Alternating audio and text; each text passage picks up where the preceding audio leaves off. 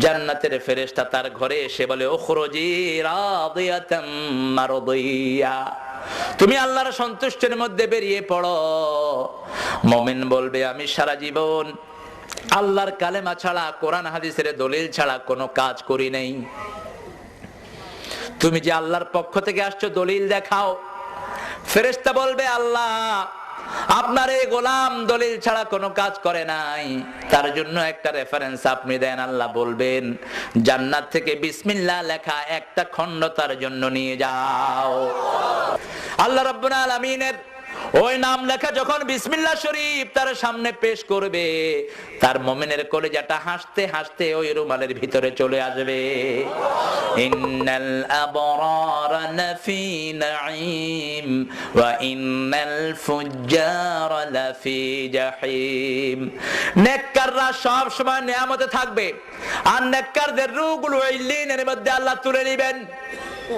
ইল্লিন হলো আরশের নিচে একটি জায়গা, আলহামদুলিল্লাহ বলেন, যেখানে নেককারদের রূহ রাখবেন কে? আল্লাহ। নেককার হতে চান তো?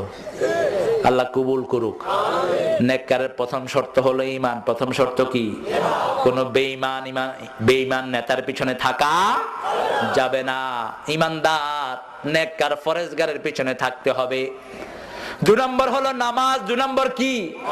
যার কাছে নামাজ নাই তার সাথে আল্লাহর কোনো সম্পর্ক। দেখেন আল্লাহ কি সুন্দর টার্ম ব্যবহার করেছেন। ইন্নাল কুফারা লাফি জাহিম বললেন না, ইন্নাল ফুজ্জারা লাফি জাহিম। যারা বদকার, সমাজের সবগুলো বদকারদের সাথে কাফেরদের সম্পর্ক বেশি না কম? মুমিন কিছু বদকার করবে, কিন্তু সাথে সাথে সে মাপ চাইবে কার কাছে? যোহরের নামাজ পড়বে, আসরের মধ্যে কিছু গুনাহ যখন হয়ে যায়, আবার আসরের সময় গিয়ে বলে আল্লাহ আমার গুনাহগুলো মাফ করে দেন। আল্লাহ বলেছেন তুই যখন আসরের ওযু করস তোর হাতের সগীরা গুনাহ আমি মাফ করে দেই।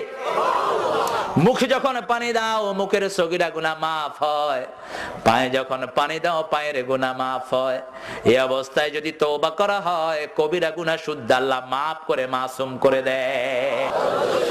যখন বদকারের কাছে মৃত্যুর ফেরেশতা আসলো, চিৎকার করতে থাকলো, সে বলল একটু সময় আমাকে দাও, একটু সময় দিলে আমি ভালো হয়ে যাব। সাথে সাথে আল্লাহর আয়াত শুনায়া দিলেন মালাকাল মউত জানে না কে কখন মারা যাবে। এই খবরটা একমাত্র কার কাছে? কেউ জানে না আল্লাহ ছাড়া এই খবর। যখনই বলবে একটু সময় দাও, ফেরেশতা বলবে ইযা জাআ আজালুহুম লা ইস্তাখিরুনা সাআতান